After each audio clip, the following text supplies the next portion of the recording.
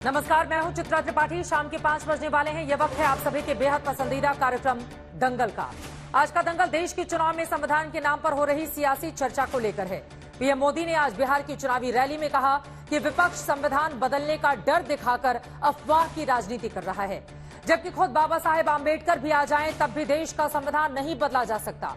PM Modi ने देश के संविधान को पवित्र बताते हुए उसके प्रति श्रद्धा और सम्मान में संविधान दिवस मनाने की शुरुआत करने की बात भी कही और यह भी दावा किया कि आज विपक्षी गठबंधन के नेता देश से सनातन को मिटाने की बात करते हैं।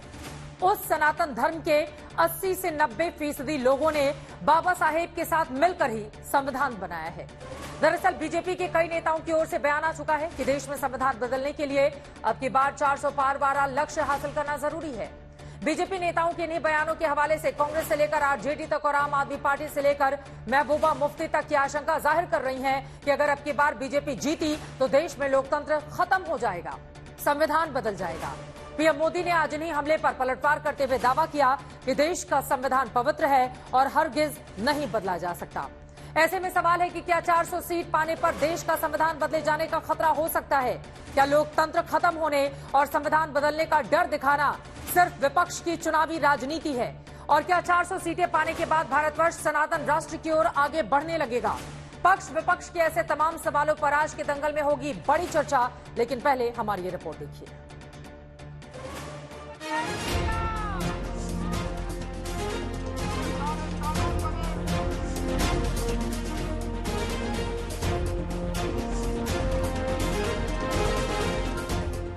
दिल्ली की सत्ता के दंगल में बीजेपी ने 400 पार का नारा क्या दिया। अब की बार विपक्षियों ने संविधान पर खतरे की आशंका में सियासी रार छेड़ दी। आखिरकार पीएम मोदी को गारंटी देनी पड़ी, संविधान सर्वोपरि है और रहेगा। पीएम मोदी ने बुद्ध की धरती से बाबा साहेब के संविधान के प्रति सम्मान, सुरक्षा और सपने के बहाने विपक्षी दलों पर पलटवार किया। देश के उज्जवल भविष्य को चलाने के लिए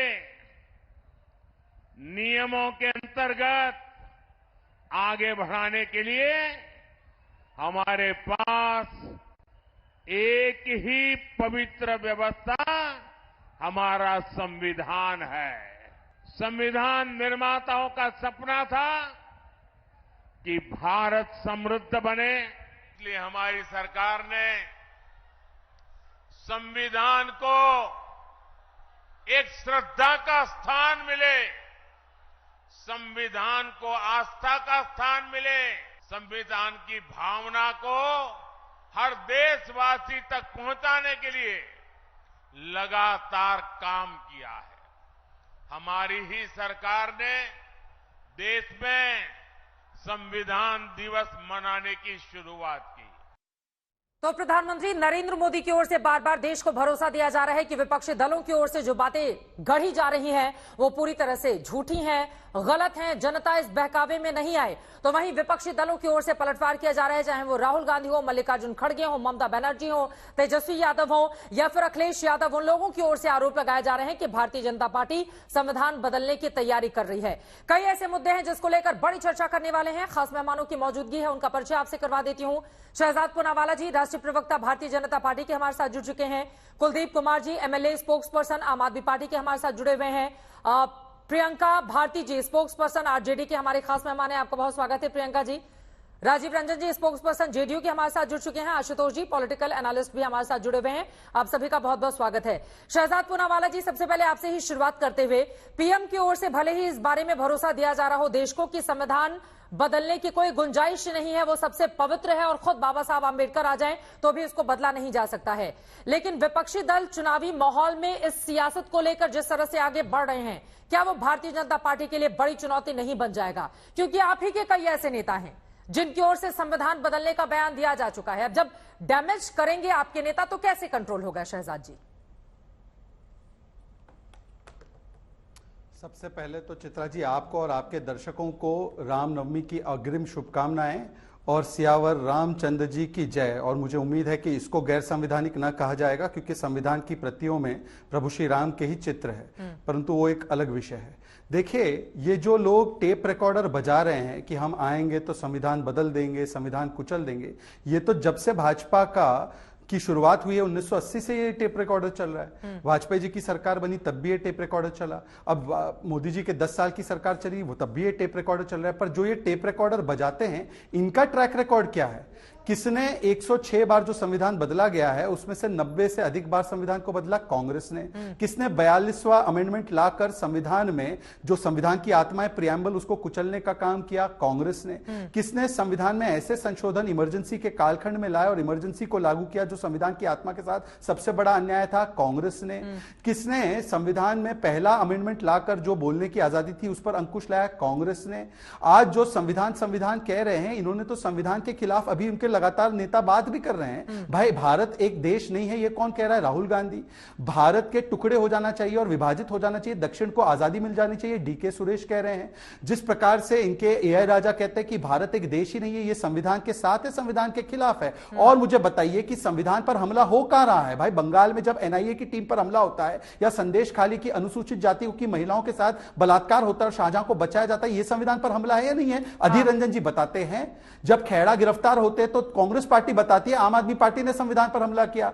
जब दिल्ली केरल में कांग्रेस के नेता गिरफ्तार होते तो बोलते विजयन जी ने संविधान पर हमला किया। और जिन पर ये संविधान पर हमला करने का आरोप लगाते हैं उनके साथ दिल्ली में बैठकर संविधान बचाने की आखिरी बात, ये संविधान बचाओ केवल एक बहाना है, परिवार के खत्म हुए अस्तित्व को बचाना है और भ्रष्टाचार को छिपाना है, इसलिए संविधान का बहाना है। इसीलिए इनसे पूछिए कि भ्रष्टाचार बचाओ को संविधान बचाओ का आवरण और हिजाब पहनाने का जो प्रयास है, बाकी राजनीतिक मेहमानों के पास आऊंगी, लेकिन उसके पहले आशुतोष जी सीधे आपका रुख करते हुए, अब ये मुद्दा बनेगा क्या चुनाव में? मतलब आम जनता से जुड़ा हुआ मुद्दा है क्या कि नहीं? इनको 400 सीटें अगर आ गई तो ये तैयारी कर रहे हैं संविधान बदलने की।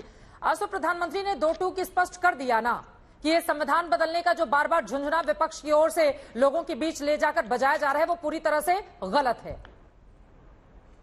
चित्रा जी, ये लल्लू सिंह किस पार्टी के नेता हैं? सांसद हैं अयोध्या से। ज्योति मिर्धा किस पार्टी के नेता हैं? हाँ। अनंत हेगड़े किस पार्टी के नेता हैं? ये क्या घूम घूम के कह रहे हैं?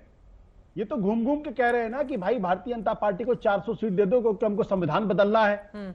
तो प्रधानमंत्री जी कुछ और कह रहे हैं, उनके पार्टी के लोग कुछ और कह रहे हैं, शहजाद पूनावाला कुछ और बात कर रहे हैं। मैं तो ये नहीं मानता कि प्रधानमंत्री नरेंद्र मोदी जी कोई बहुत कमजोर प्रधानमंत्री है या कोई बहुत कमजोर नेता है कि उनकी बात उनकी ही पार्टी के सांसद और नेता नहीं मानते हैं। तो अगर प्रधानमंत्री जी को लगता है कि कोई बहुत बड़ी गलती हो रही है तो फिर लल्लू सिंह के खिलाफ कार्रवाई होनी चाहिए, ज्योति मिर्धा के खिलाफ कार्रवाई होनी चाहिए, अनंत हेगड़े के खिलाफ कार्रवाई होनी चाहिए, ये सारी चीज होनी चाहिए। मैं क्यों नहीं ये बात हो पा रही है? इसलिए नहीं ये बात हो रही क्योंकि मैं ये किताब आप लोगों के सामने रखना चाहता हूं जिसका नाम है एकात्म मानववाद और इंटीग्रल ह्यूमनिज्म नाम की किताब दीनदयाल उपाध्याय ने लिखी है। और दीनदयाल उपाध्याय अपनी इस किताब, और ये दीनदयाल उपाध्याय वो हैं जो नरेंद्र मोदी जी के श्रद्धेय हैं। भारतीय जनता पार्टी जिनको जो है अपना सबसे बड़ा आइकॉन मानती है, और वो इंटीग्रल ह्यूमनिज्म नाम की इस किताब में क्या लिखते हैं? वो कहते हैं ये जो हमारा संविधान है, दरअसल ये संविधान जो है ये ठीक नहीं है, इसको बदलने की जरूरत है। तो ये तो किताब में वो लिख रहे हैं। हाँ।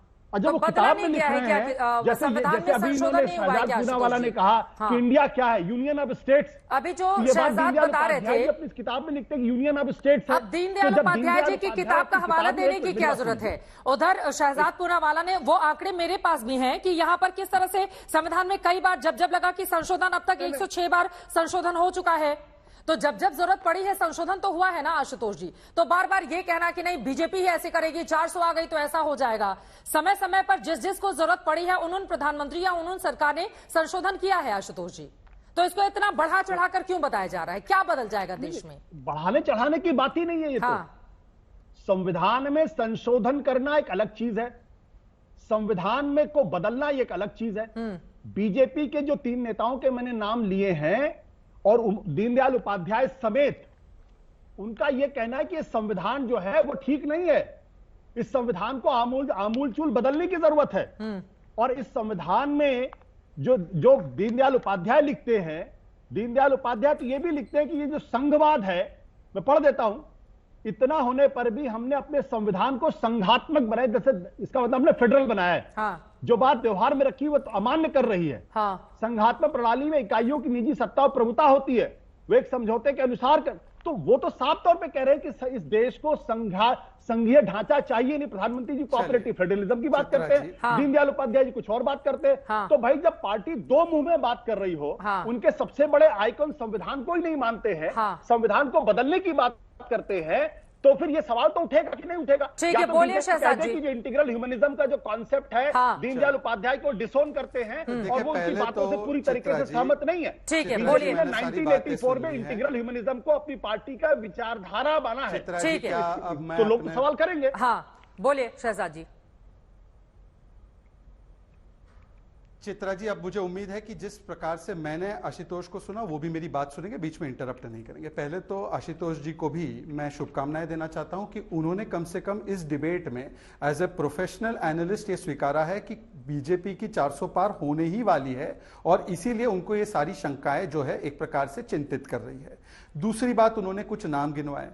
अनंत कुमार हेगड़े के बयान पर पार्टी ने अधिकृत रूप से खंडन करते हुए कहा कि ये हमारा पार्टी का स्टैंड नहीं है, और बाकी के दो नेताओं को भी मैं जोड़ देता हूं। परंतु आशुतोष जी, मैं पूछना चाहता हूं, आज तो एक सिटिंग सांसद है कांग्रेस पार्टी के डी सुरेश, जो कहते हैं कि साउथ को आजाद हो जाना चाहिए। इस पर कार्रवाई छोड़ो, इसको जस्टिफाई किया कांग्रेस पार्टी ने, इस पर आप नहीं बोल पाए। हो सकता है आपकी कमी रह गई हो। इसके अलावा आज जो अंबेडकर जी की आपने बात की, तो अंबेडकर जी को जीते जी 2 चुनाव किसने हरवाया? भारत रत्न से 40 वर्षों तक किसने अलग रखा, उनको भारत रत्न नहीं दिया। और जो उनकी मूल 2 भावना थी कि 370 नहीं होना चाहिए, इसको तो बैकडोर से लाया गया अंबेडकर जी के को विश्वास में लिए बगैर। उस 370 को जब टेम्परेरी कहा गया और जब उसको हटाया गया, तो किसने अपने मैनिफेस्टो में लिखा है 370 वापस लागू करेंगे? और जब सुप्रीम कोर्ट ने संवैधानिक व्यवस्था के तहत 3 तलाक को खत्म किया है, तो किसने लिखा है कि पर्सनल लॉ को तरजीह देते हुए इस प्रकार के एंटी महिला कानूनों को फिर से हम लाने का प्रयास करेंगे? तो मुझे बता दीजिए कि ये जो आपने अभी 2 नेताओं के नाम ले लिए, मैंने तो उस पर स्टैंड भी बता दिया, पर जो ऐतिहासिक पृष्ठभूमि कांग्रेस की रही है, अब उस पर जरा बताइए कि 356 का सबसे ज्यादा इस्तेमाल 90 से अधिक बार किसने किया है? क्योंकि आपने इतिहास की डिबेट छेड़ी है, तो बताइए। सबसे पहले नंबूदरी पाद की सरकार को, जो पहली चुनी हुई कम्युनिस्ट सरकार थी, उसको डिसमिस करने का महापाप किसने किया है केरल में? एक बार यह भी बता दीजिए कि इमरजेंसी लागू करके सारे संवैधानिक अधिकारों को खत्म करना और कमिटेड जुडिशरी करने का काम किसने किया है? आशुतोष जी, अगर इतिहास की बात कर रहे हैं तो इनका इतिहास क्या है? और आखिरी बात मैं कहना चाहता हूं, देखिए विडंबना की बात चित्रा जी क्या हो जाती है कि मीसा भारती जी जो है, उनका नाम मीसा उसी इंदिरा के काले कानून के खिलाफ रखा गया था जो इमरजेंसी के कालखंड में लागू हुआ। आज मीसा भारती भी इंदिरा जी के शब्द बोलती है और कहती है कि हम किसी को जेल में डाल देंगे। उस समय पर आशुतोष जी को संवैधानिक व्यवस्थाओं की चिंता नहीं नजर आती, और उस समय पर यह विडंबना भी नजर। उसके बाद कुलदीप जी मैं आपके पास आऊंगी, राजीव जी आपके भी पास आऊंगी, लेकिन प्रियंका भारती जी, जो सवाल मीसा भारती को लेकर खड़े किए गए हैं शहजाद की ओर से, ये बात तो सच है कि उनका नाम मीसा क्यों पड़ा, खुद लालू प्रसाद यादव की ओर से ये बातें बताई गई थी। और यहां पर प्रधानमंत्री जब कहते हैं कि जो लोग सनातन को गाली देते हैं वो कान खोलकर सुन लें कि भारत के संविधान को बनाने वाली संविधान सभा में 80 से 90% लोग सनातनी थे, और उन सनातनियों ने इतना उत्तम संविधान बनाने में बाबा साहब का पूरी तरह से साथ दिया था। तो जब नरेंद्र मोदी खुद इन बातों को कहे, तो आप मोदी की बातों पर भरोसा करेंगे या फिर उनके जो नेता हैं इधर उधर के उनकी बातों पर? जब मोदी खुद ही सामने आकर इस बात को बोल रहे हैं, तो उनके नेताओं की बातों को इतनी महत्ता क्यों दी जा रही है? प्रियंका भारती जी। चित्रा जी, सबसे पहले आपको और पूरे देश को सम्राट अशोक जयंती की बहुत बहुत शुभकामनाएं। और जो आप सवाल पूछ रही हैं कि मोदी जी ऐसा बोल रहे हैं, उनके नेता ऐसा बोल रहे हैं, तो बीजेपी कैसी पार्टी है भाई? मोदी जी का नहीं चलता है क्या? छोटे नेता कुछ भी बोल करके निकल जा रहे हैं और मोदी जी कुछ उस पर एक्शन ही नहीं ले रहे हैं। अभी अरुण गोविल जी का भी बयान आपने खुद आपके चैनल ने उसको चलाया, टिकट छीन लीजिए ना, कि किस बात का खौफ है? ऐसे लोगों को हटाइए। सीधी बात है कि क्यों आरोप लग रहा है, इसका भी एक पूरा का पूरा आंकड़ा है। आपको 2 अप्रैल का प्रोटेस्ट याद होगा, जब भाजपा वालों ने SC/ST एक्ट पे हमला किया था, और उस समय कितना देश में पूरा जन आंदोलन खड़ा हो गया था, वो भी याद होगा। आपको याद होगा कि किस तरीके से मोहन भागवत जी बिहार में आए थे और बोला था कि आरक्षण की समीक्षा करेंगे। उस समय बिहार वालों ने उनको भगाने का काम किया, और अब ये लोग लगातार बोलते हैं कि हम संविधान बदल देंगे। संशोधन करना और बदलने में बहुत फर्क होता है। ये संविधान बदल देंगे, लालू जी का सुना होगा आपने कोट, इन्होंने कहा ना गरीब, पिछड़ा, अति पिछड़ा, दलित, इन लोगों का आंख निकाल लेगा। वो तो संयमित भाषा में बोले। हम तो ये कह रहे हैं कि अगर संविधान बदलने की कोशिश की, मनोवाद स्थापित करने की कोशिश की, तो लिवर, फेफड़ा, दिल, गुर्दा सब निकाल करके रख देगा बहुजन इस देश को। प्रियंका भारती जी, अब ये मतलब इतना खून खराबा करने की जरूरत नहीं है, कोई नहीं बदलने जा रहा है, यही तो बोल रहे हैं मोदी जी। खराबा की बात कर ही नहीं, रहे अब लीवर, गुर्दा ये सब निकाला तो खून खराबा ही हुआ ना, हमें इससे बचना चाहिए। ये अब तो कैसे निकलेगा ये? जो संविधान उसको है छोड़ ना, देते, वो उसको छोड़ हमारे देते, जीने का कोई नहीं बदलने जा रहे हैं। संविधान। नरेंद्र मोदी चित्रा यही जी, तो समझा रहे हैं। चित्रा देखिए आप, जी, ये अब सही बात है कि अगर छोटे नेताओं की उस तरह से बयान आता है तो उस पर बीजेपी क्या एक्शन लेती है, लेकिन मोदी जी अगर खुद ही बता रहे हैं तो उनकी बातों को तवज्जो दिया जाएगा या नहीं दिया जाएगा? प्रियंका भारती जी, मेरा ये सवाल है। और प्लीज खून खराबे वाली कोई बात नहीं होगी। चित्रा जी, मोदी जी के बात को तो खुद मोदी जी तवज्जो नहीं देते हैं। आज जाकर के पूर्णिया में बोले कि यहाँ पर हम एयरपोर्ट बनवाएंगे। 10 साल पहले भी यही बोल करके निकल रहे थे। आजकल वो रोड पे हेलीकॉप्टर और प्लेन चलवा रहे हैं। और सीधे जब नवादा आए थे तो कहे थे यही के चीनी मिल से हम चाय पियेंगे। आज तक चीनी मिल मुंह नहीं देख पाया। बिहार को स्पेशल पैकेज देंगे, स्पेशल राज्य का दर्जा देंगे, आज तक बिहार देख नहीं पाए। 1 घंटे का भाषण मैंने सुना मोदी जी का, 1 घंटे अपने बर्बाद किए। और वहां पर वो बोल रहे हैं कि जो स्टेट्स थे उनकी मांगों को सुनना चाहिए। क्यों नहीं सुन रहे आप? कौन हाथ बांध करके रखा है आपका? क्यों बिहार को आपने विशेष राज्य का दर्जा नहीं दिया? 10 साल 20 साल से मांगते मांगते हम लोग थक गए। इतना गरीबी ला करके छोड़ दिया, देश को बेरोजगार बना दिया। क्यों आपकी को तरस नहीं आ रहा है बिहार पर? आपको तो 39 सांसद दिया ना बिहार ने, आपने क्या किया बिहार के साथ? जवाब देंगे? जनता जवाब मांगती है। हाँ शहजाद जी, आप इसका जवाब दे दीजिए, फिर बाकी मेहमानों के पास जा रही हूँ। देखिए, कभी कभी उत्तेजना में अपना असली चरित्र और चेहरा दिखाते हुए कुछ ऐसी बातें निकल जाती है जिससे नुकसान अपना ही होता है। स्पेशल स्टेटस का जो दर्जा है वो 13th फाइनेंस कमीशन यूपीए की सरकार थी तब खत्म कर दिया गया। अब बताइए कि उसी यूपीए की कांग्रेस पार्टी के साथ आप बैठे हुए हैं और स्पेशल स्टेटस की बात कर रहे हैं।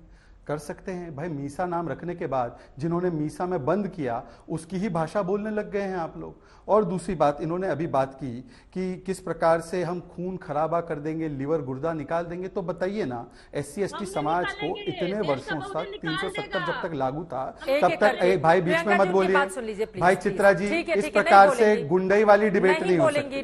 देखिए चित्रा जी, कम से कम दंगल, प्रियंका भारती जी प्लीज। मैंने तो नाम ही नहीं लिया, मैंने तो किसी का नाम नहीं लिया, परंतु मैंने खून खराबा लिवर निकालने की बात की तो आप समझ गए। तो मुझे लगता है कि अपना चरित्र जो है आप दिखा रहे हैं टीवी पर। दंगल का नाम है, शो का नाम दंगल है, जंगल राज नहीं है। अब जंगल राज मत दिखाइए इधर, अब चुप रहकर सुनिए जरा। मैं आपसे कह रहा हूं कि जब अनुसूचित जाति जनजाति के लोगों को उनका 70 वर्ष तक बुनियादी अधिकार जम्मू कश्मीर में नहीं मिला, 370 जब तक लागू था और आंबेडकर जी इसके खिलाफ थे, तब कितने लोगों का गुर्दा लिवर निकालने गए आप?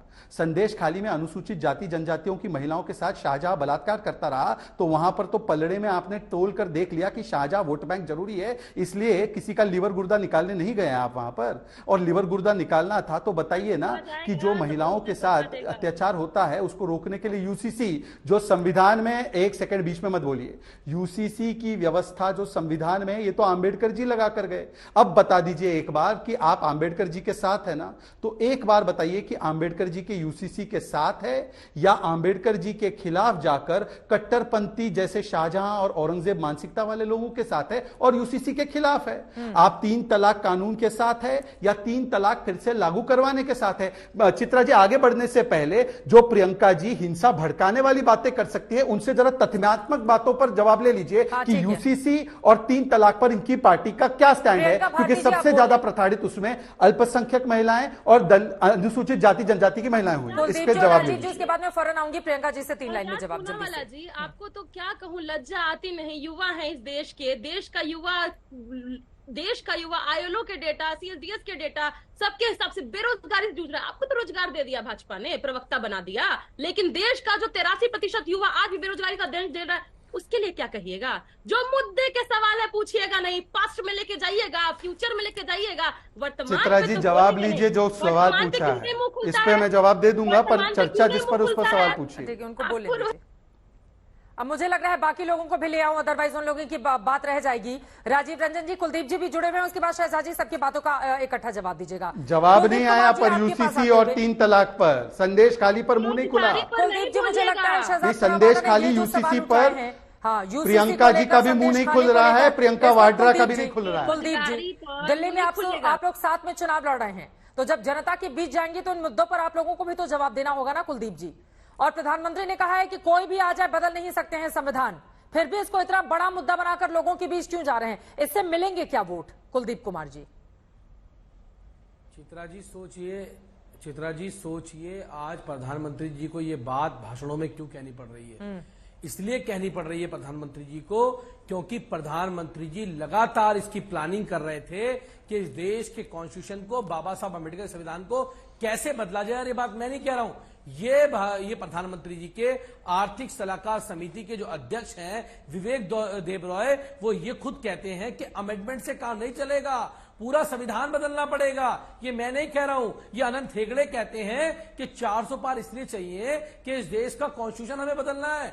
वो कहते हैं, ये मैं नहीं कह रहा हूं, ये भारतीय जनता पार्टी के लोग आज गली गली में जाके कह रहे हैं कि हम संविधान बदल देंगे, हमें 400 पार चाहिए। ये संविधान बदलना क्यों चाहते हैं चित्रा जी बताइए? ये इसलिए बदलना चाहते हैं क्योंकि इस देश के दबे कुचले दलितों को, पिछड़ों को, आदिवासियों को, अल्पसंख्यकों को जो आरक्षण मिलता है, ये उस आरक्षण को छीनना चाहते हैं। जो महिलाओं को इस देश में बराबरी का अधिकार मिलता है, जो समान अधिकार मिलता है, जो बाबा साहब अम्बेडकर ने उनके लिए कानून और नियम बनाए, ये उन कानून नियम को छीनकर अपनी मानसिकता को, महिला विरोधी मानसिकता को जाहिर करना चाहते हैं। ये उन मानसिकता को दिखाना चाहते हैं। ये तो इस देश में तानाशाही लेके आना चाहते हैं कि वो ये कह रहे हैं कि अमेंडमेंट तो कांग्रेस ने भी किए थे। अरे हम अमेंडमेंट की बात नहीं कर रहे, अमेंडमेंट तो आपने भी बहुत सारे कर दिए। हम तो बात कर रहे हैं संविधान की मूल प्रस्तावना को बदलने की, हाँ। इस संविधान को बदलने की, हाँ। जिसकी पैरवी कुलदीप जी, आप एक बात बताइए, कर रही है। अरविंद केजरीवाल जो बातें बोलते हैं, जो भी लोग, उस बात की महत्ता ज्यादा होगी या कुलदीप कुमार जो बातें बोलते हैं उसकी महत्ता ज्यादा होगी? एक मैं ऐसे इन जनरल पूछ रही हूँ, कुलदीप कुमार जी जो बातें बोलते हैं उसकी महत्ता ज्यादा होगी या अरविंद केजरीवाल जो बातें बोलते हैं उसको ज्यादा गंभीरता से लिया जाएगा? दोनों में से किसकी बात को ज्यादा गंभीरता से लिया जाएगा? आप मुझे बताइए कुलदीप जी। देखिए मैं कह रहा हूं कि प्रधानमंत्री जी आज इन 4-5 लोगों जिनके नाम मैं बता रहा हूं, जो मोहन भागवत जी बार बार कहते हैं, क्या प्रधानमंत्री जी उन पे कोई कार्रवाई कर सकते हैं? मोहन भागवत जी से प्रधानमंत्री रहेंगे अगर कार्रवाई करने पे जाएंगे। विवेक देबरॉय पे क्या कार्रवाई करेंगे प्रधानमंत्री जी? अगर मैं उनकी बात को सत्य मानूं, अगर आप मुख्यमंत्री के खिलाफ जाके मैं कोई बयान दूंगा तो मुख्यमंत्री जी मुझे तुरंत प्रभाव में मेरे ऊपर कार्रवाई करने का काम करेंगे। अरविंद केजरीवाल जी, क्या मेरी इतनी वक्त है कि चैनल पे आके पार्टी की लाइन सेट के कोई बयान देके चला जाऊं? हाँ, तो वही बात है ना कि नरेंद्र मोदी जो बातें कह रहे हैं उनकी बातों को ज्यादा समझना चाहिए। शहजाद जी, आप जवाब दीजिएगा राजीव रंजन जी की बात वरना रह जाएगी। एक बार मैं जल्दी से राजीव रंजन जी के पास जाते हुए, मोदी जी ने तो 15 लाख देने के लिए भी कहा था। ठीक है राजीव जी, सीधे आपके पास आते हुए जेडीयू का क्या स्टैंड है? क्योंकि लोकतंत्र के मुद्दे पर खुलकर आप लोग भी, नीतीश कुमार जी लगातार सवाल पूछते रहते हैं। ठीक है कुलदीप कुमार जी, कुलदीप कुमार जी की बातों पर क्या बीजेपी को संविधान के बारे में जो नेता बड़बोलापन दिखा रहे हैं उनके खिलाफ एक्शन लेना चाहिए? राजीव रंजन जी, कि अगर 2024 देखिए, सबसे पहली बात तो है चित्रा जी, प्रधानमंत्री जी के ताजा इंटरव्यू के बाद। कुलदीप जी प्लीज, अब राजीव रंजन जी को सुन लीजिए, जेडीयू का पक्ष रह जाएगा वरना। प्लीज सर, एक बार उनकी बात सुन लेते हैं। भारतीय जनता पार्टी बनाम अपोजिशन करने के बजाय मैं ये कहूंगा कि प्रधानमंत्री जी ने आज उन तमाम सवालों का जवाब दे दिया है जिसको लेकर एनडीए को घेरने की कोशिश हो रही है। चाहे वो इलेक्टोरल बॉन्ड का सवाल हो, चाहे वो जैसे आशुतोष जी ने सवाल उठाया कोऑपरेटिव फेडरलिज्म को लेकर के। कोऑपरेटिव फेडरलिज्म को लेकर के उन्होंने बहुत ही तार्किक तरीके से कह दिया कि राज्यों के अंदर प्रतिस्पर्धा का भाव हो, उनके विकास में कोई अवरोध नहीं पैदा हो और वो बेहतर तरीके से जीडीपी में अपना योगदान कर सके, ऐसा वातावरण बनाना चाहिए। तो मुझे ऐसा लगता है कि जो फेडरल स्ट्रक्चर को लेकर कई बातें कही उसका भी उन्होंने जवाब दे दिया। और साथ ही साथ इलेक्टोरल बॉन्ड्स को लेकर के तो जिस तरह का कोहराम मचा था कि उन्होंने तो स्पष्ट कहा कि 37% पैसे उन 16 कंपनियों के बीजेपी को मिले और 63% अपोजिशन की पार्टीज को। अब जहां तक इस पूरी व्यवस्था को रेगुलेट करने का सवाल है, ट्रांसपेरेंट बनाने का सवाल है, तो निसंदेह मैं मानता हूं कि एनडीए की सरकार की एक बड़ी उपलब्धि है जो एक लंबा दौर रहा है कि नकदी में अब पैसे लेते हैं, अब कोई स्रोत बताने की आवश्यकता महसूस नहीं करते थे। उसके साथ साथ इलेक्शन कमीशन से लेकर तमाम मसलों पर अपोजिशन के दुष्प्रचार का उन्होंने जवाब दिया कि किस तरीके से इलेक्शन कमीशन की नियुक्तियां होती थी। और मुझे ऐसा लगता है कि किसी भी नेता के बयान भारतीय जनता पार्टी गंभीरता से लेती है। ये बयान भारतीय जनता पार्टी के प्रवक्ता नहीं बोल रहे हैं। मेरे निजी विचार है कि पिछले दिनों टिकट वितरण ऐसे कई विवादित बयानों की वजह से नेताओं के टिकट कटे हैं। बिल्कुल।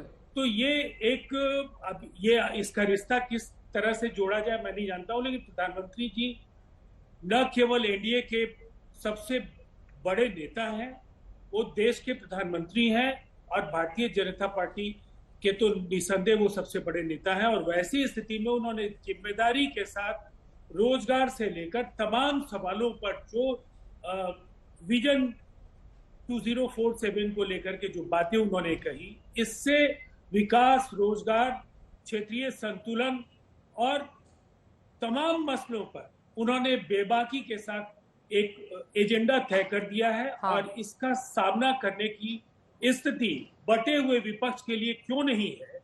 मैं 30 सेकंड में अपनी बात खत्म कर दूंगा क्योंकि टाइम आपका कीमती है। जिस तरह से लेफ्ट का बयान आया न्यूक्लियर वेपन्स को लेकर के, ये आर्सेनल से हम इनको खत्म करेंगे, हम मिलिट्री बेसेस को डिसमेंटल करेंगे, किस तरह का अंतर्विरोध आज मैं कहूंगा इंडिया के घटक दलों के अंदर है, चाहे सनातन का सवाल हो, चाहे राष्ट्रीय सुरक्षा को लेकर के जो उनके बीच मतभेद है जी।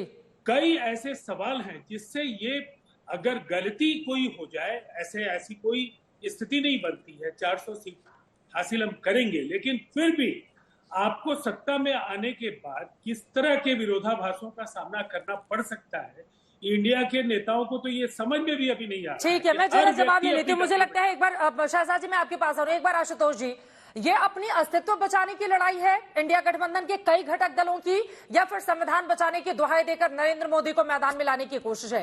क्योंकि अगर हम देखें आरजेडी की प्रवक्ता प्रियंका भारती जी विधानसभा में बहुत अच्छा आरजेडी ने किया, आज नंबर 1 वो पार्टी है वहां पर, लेकिन लोकसभा में उनका सुपड़ा साफ हो गया था। एक भी सीट वहां की जनता ने 2019 में नहीं दी थी। उसी तरह का हाल बाकी दिल्ली में भी हम ले लें, कुलदीप जी कितना भी कहते रहे, लेकिन पिछले 2 चुनावों से आम आदमी पार्टी का, कांग्रेस पार्टी का भी सुपड़ा साफ हो रहा है। अगर विधानसभा में पार्टियां अच्छा करती हैं, लेकिन जब भी नरेंद्र मोदी के नाम पर चुनाव होता है तो हमने देखा है कि क्या रिजल्ट रहा है।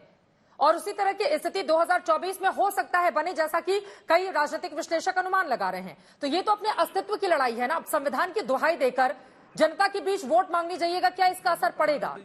आशुतोष जी देखिए चित्रा जी, पहली कुलदीप, बात तो भारतीय जनता पार्टी अगर अपने नेताओं के बयानों से सहमत नहीं है तो उनके खिलाफ कड़ी कार्रवाई करके ये स्पष्ट करे कि बाबा साहब अंबेडकर के संविधान के साथ किसी तरीके का कोई खिलवाड़ नहीं होगा। बिल्कुल। दूसरा, ये जो किताब मैं बार बार दिखा रहा हूं एकात्म मानववाद दीनदयाल उपाध्याय को, इसको डिसोन करे। और मैं पढ़ देता हूं पेज नंबर 56 पे क्या लिखा हुआ है। संविधान के बारे में लिखा गया, इसको बड़े ध्यान से सारे दर्शकों को सुनना चाहिए क्योंकि बहुत महत्वपूर्ण बात मैं कहने जा रहा हूं। इसमें यह लिखा, दीनदयाल उपाध्याय लिखते हैं कि इस विचार से संविधान भारत के प्रांत की एकता को मूलभूत मानता और केंद्र को राज्यों का समूह मात्र, यह सत्य के विपरीत है। भारत की एकता और अखंडता की धारणा का विरोधी है।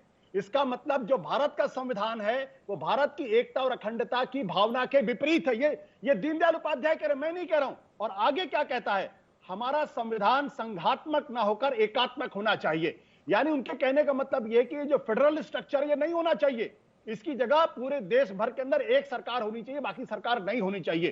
तो अगर नरेंद्र मोदी जी इस बात को, अगर ये दीनदयाल उपाध्याय अगर उनके आइकॉन हैं, तो फिर इसको डिसोन करिए ना इस किताब को।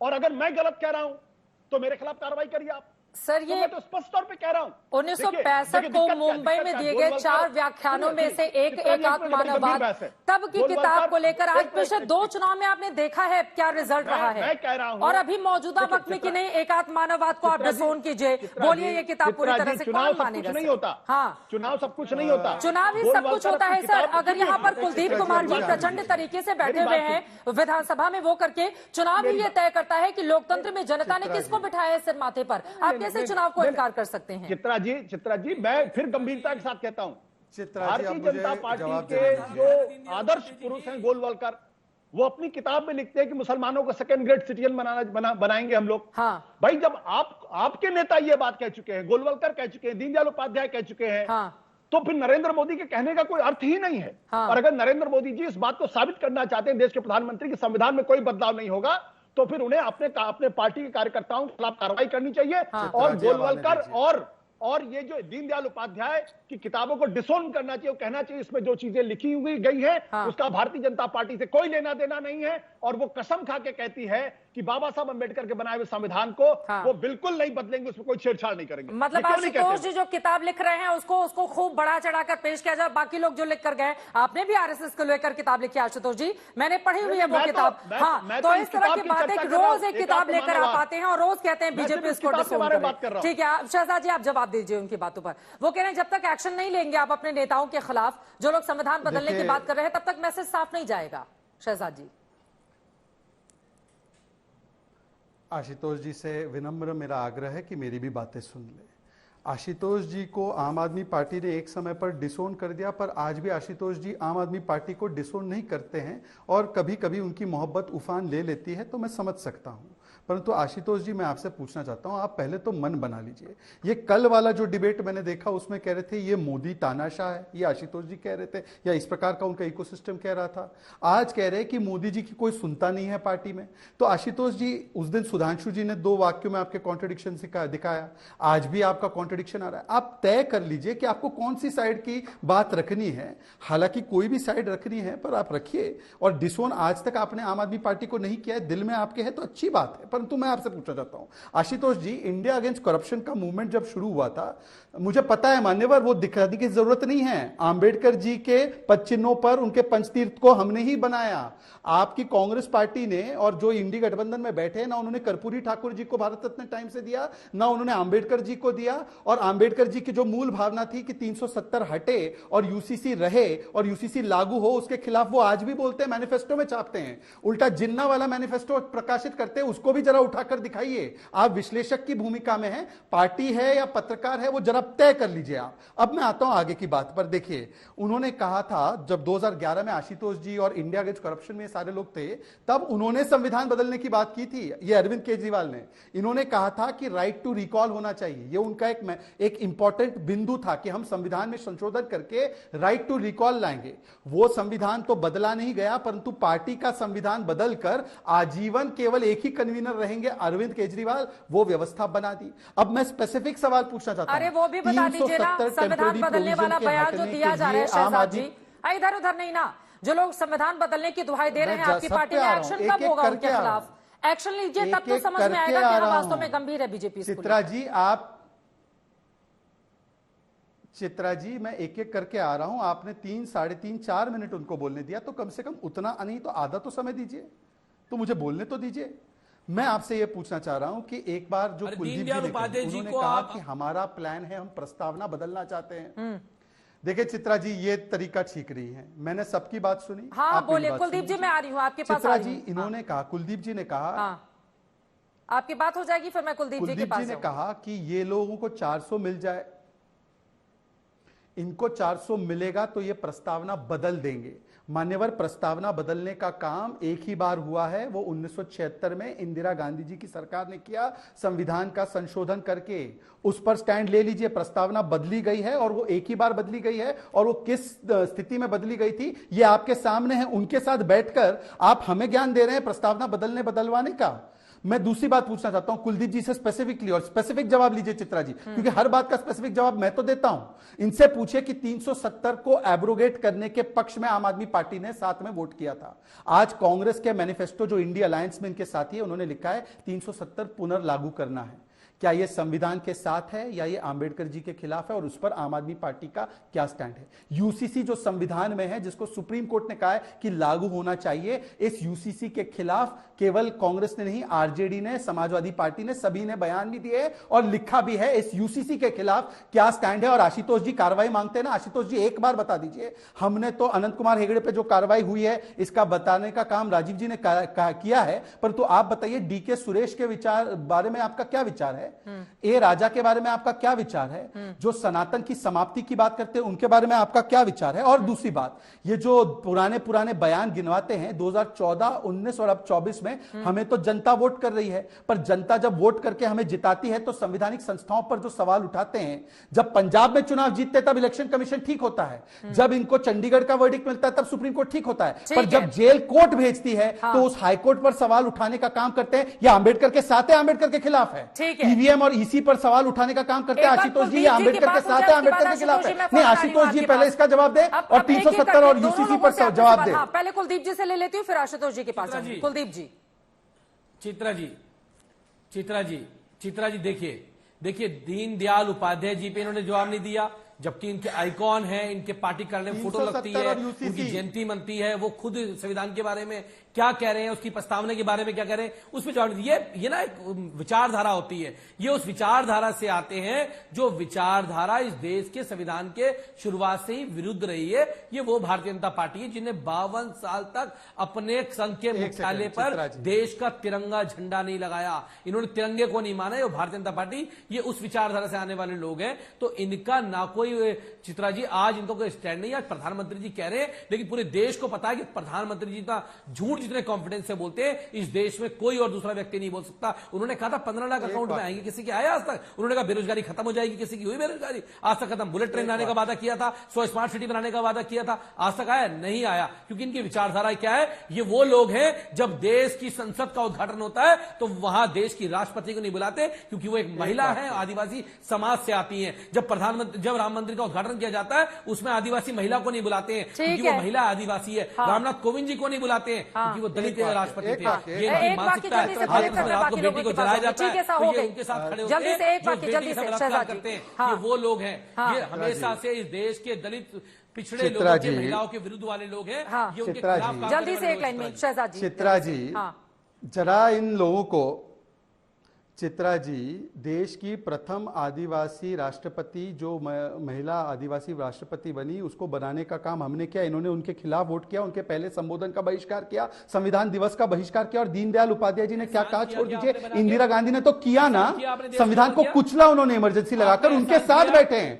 आप जो मिसकोट करे दीनदयाल उपाध्याय जी को, पर इंदिरा जी के कृत्य हैं, आप उसको नहीं देख रहे हैं। और कुलदीप जी आप बताइए, आप बार बार जो जुमला कह रहे हैं, इन चीजों पर जनता ने 2019 में वोट किया और हमें जिताया, तो क्या जनता के विवेक पर भी सवाल खड़े कर रहे हैं? ठीक है, मैं सीधे आ जाती हूँ, एक एक करके अपनी बात करेंगे, एक एक करके बाकी लोग रह जाएंगे, राजीव जी के पास भी जाना है। ठीक है, प्रियंका भारती भी कुछ कहना चाह रही है। आशुतोष जी, एक वाक्य में आपकी बात हो गई। कुलदीप जी प्लीज। अब आशुतोष जी, जब आप किताब लेकर बैठेंगे सर, सवाल भी सुन लीजिए। वो कृपया माफी मांगे, शहजाद से कहूंगा कृपया माफी मांगे, क्योंकि उन्होंने आरोप लगाया मैंने दीनदयाल उपाध्याय। चित्रा जी, एक वाक्य मेरा पूरा नहीं हुआ ना भाई। भारतीय जनता पार्टी के प्रवक्ता मेरे ऊपर आरोप लगा रहे, मैंने मिसकोट किया है। ये देखिए यहाँ पे लिखा हुआ है, ये स्पष्ट तौर पे लिखा हुआ है।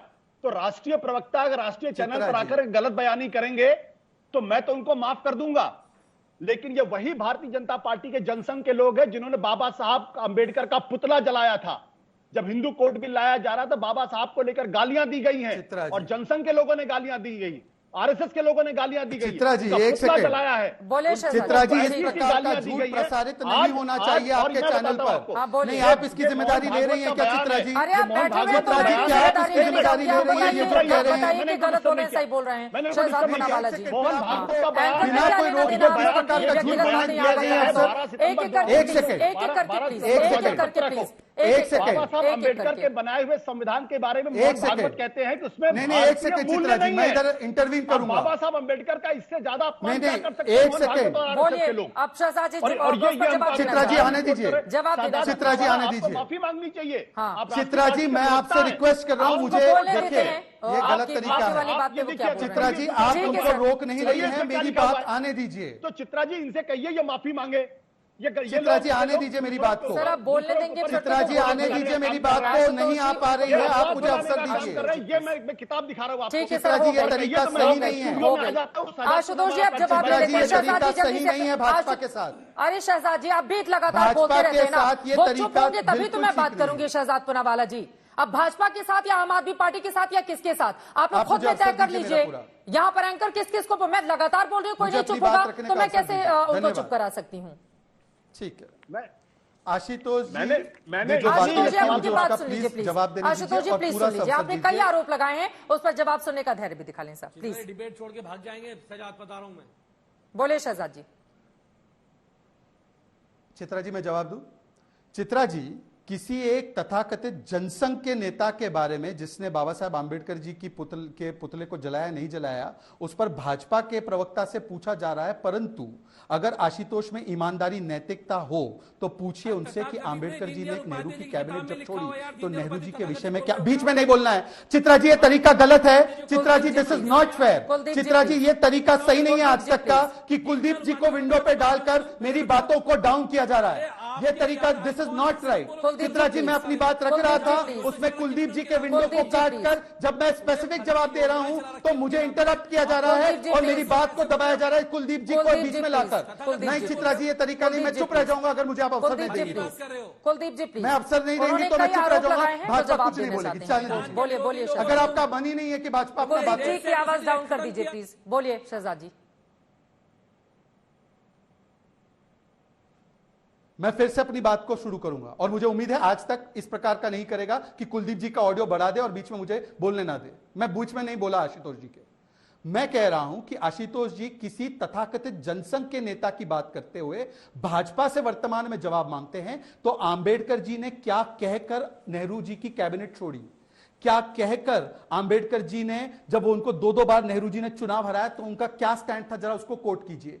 आंबेडकर जी के विषय में यही लेफ्ट पार्टियां जो आंबेडकर दलित करती है, उन्होंने जो स्टैंड रखा कम्युनिस्ट पार्टी ने और बाकी पार्टियों ने, वो स्टैंड क्या था और आंबेडकर जी के विचार इन लेफ्ट पार्टियों के बारे में क्या थे, उनको भी जरा कोट कीजिए। आंबेडकर जी के विचार इस तुष्टीकरण की राजनीति पर क्या थे, यूसीसी पर क्या थे, उसको कोट कीजिए। आंबेडकर जी के पंचतीर्थ को क्यों संवारा नहीं गया, आंबेडकर जी के विषय में भारत रत्न क्यों 40 साल बाद दिया गया, इसको आशुतोष जी कोट कीजिए। और आशुतोष जी मुझे बताइए ना कि 1951 से आपने कास्ट सेंसस क्यों नहीं होने दिया, वो किसने रोका, नेहरू जी ने रोका ना। आंबेडकर जी को आप इतना मानते हैं तो किसी दलित समाज के व्यक्ति को देश का राष्ट्रपति बनाने में इतने वर्ष क्यों लग गए, किसी आदिवासी समाज के व्यक्ति को पहली बार राष्ट्रपति बनाने का काम नरेंद्र मोदी जी की सरकार को क्यों करना पड़ा। आप बना लेते ना, इतनी चिंता थी तो। ओबीसी कमीशन को कॉन्स्टिट्यूशनल स्टेटस देने के लिए 50-60 वर्ष क्यों लग गए। पहली बार ओबीसी समाज से जो प्रधानमंत्री अपना पूरा टेन्योर करता है वो नरेंद्र मोदी है, इतना लंबा कालखंड क्यों बीता। तो आशुतोष जी इसको भी जरा कोट कीजिए और कोट कीजिए कि आंबेडकर जी ने नेहरू जी के विषय में क्या लिखा है और कांग्रेस के विषय में क्या लिखा है। कांशीराम जी जिनके पास आप गए थे कई बार रिपोर्टिंग करने के लिए, उन्होंने कांग्रेस के बारे में क्या लिखा है और कांग्रेस का दलितों के प्रति और संविधान के प्रति क्या स्टैंड था। आशुतोष जी जरा उस दिन को याद कीजिए, कांशीराम ने आपको अच्छी तरह से समझाया था, याद ही होगा ना आपको। व्यक्तिगत टिप्पणी नहीं प्लीज शहजाद जी, व्यक्तिगत टिप्पणी नहीं, संविधान के खिलाफ व्यक्तिगत टिप्पणी नहीं। आशुतोष जी व्यक्तिगत टिप्पणी नहीं की। अच्छा एक चीज और है आशुतोष जी, वो प्रस्तावना में संशोधन कब और किसकी सरकार के दौरान हुआ था, आप तो इतना इतिहास बताते हैं, मुझे लगता है ये भी आपको बताना चाहिए दर्शकों को। इस पर क्यों चुप हो जाते हैं आशुतोष जी आप? देखो शहजाद पूनावाला उम्र में छोटे हैं, भारतीय जनता पार्टी को डिफेंड कर रहे हैं, लेकिन उन्होंने मुझे कहा मैंने मिसकोट किया, इसलिए मैं जनता के लिए पढ़ देता हूं। ये जागृति प्रकाशन नोएडा का है, एकात्म मानववाद, दीनदयाल उपाध्याय की किताब है, मैं पढ़ देता हूं। शांत रहिए, शांत रहिए, शांत रहिए, शांत रहिए। इस किताब में लिखा हुआ है कि भारत की एकता और अखंडता की धारणा का विरोधी है। इंदिरा गांधी हिंदुस्तान के लोग सुन ले इस बात को कि भारत का संविधान दीनदयाल उपाध्याय के हिसाब से एकता और अखंडता का विरोधी है। दूसरी बात, हमारा संविधान संघात्मक न होकर एकात्मक होना चाहिए, यानी हमारा जो संविधान है उसको फेडरल नहीं होना चाहिए। ये भारत के संविधान की मूल आत्मा है और इसको दीनदयाल उपाध्याय जी कहते हैं कि फेडरल नहीं होना चाहिए, यूनिटरी होना चाहिए। इतने की इजाजत देता है। आप तमाम मेहमानों का बहुत धन्यवाद हमारे साथ इस चर्चा का हिस्सा बनने के लिए। वैसे अपने दर्शकों की जानकारी के लिए हम बता दें कि संविधान की प्रस्तावना में एक बार संशोधन हो चुका है। इंदिरा गांधी के शासन में आपातकाल के वक्त 42वें संविधान संशोधन अधिनियम 1976 के द्वारा प्रस्तावना में समाजवाद, पंथनिरपेक्ष और राष्ट्र की अखंडता शब्द जोड़े गए थे। अब बार बार विपक्षी दलों की ओर से, जिसमें कांग्रेस है, आरजेडी है, तमाम दूसरे दल हैं, आरोप लगाए जा रहे हैं कि 400 पार अगर आंकड़ा गया तो फिर बीजेपी संविधान बदल देगी। लेकिन क्या ऐसा होगा? क्या 400 पार वास्तव में बीजेपी एनडीए जाएंगे या फिर कोई और पार्टी बाजी मार ले जाएगी? संविधान को लेकर क्या ये चर्चा अब दूर तलक जाने वाली है? लगातार इस खबर पर आज तक की नजर बनी रहेगी, लेकिन जाकी रही भावना जैसी बाबा साहब अंबेडकर का संविधान देखी तिन तैसी। यहां पर तमाम मेहमानों को आपने सुन लिया है। इसी के साथ एक छोटे से ब्रेक के लिए हम रुकेंगे। देश और दुनिया की तमाम खबरों के लिए आप देखते रहिए आज तक।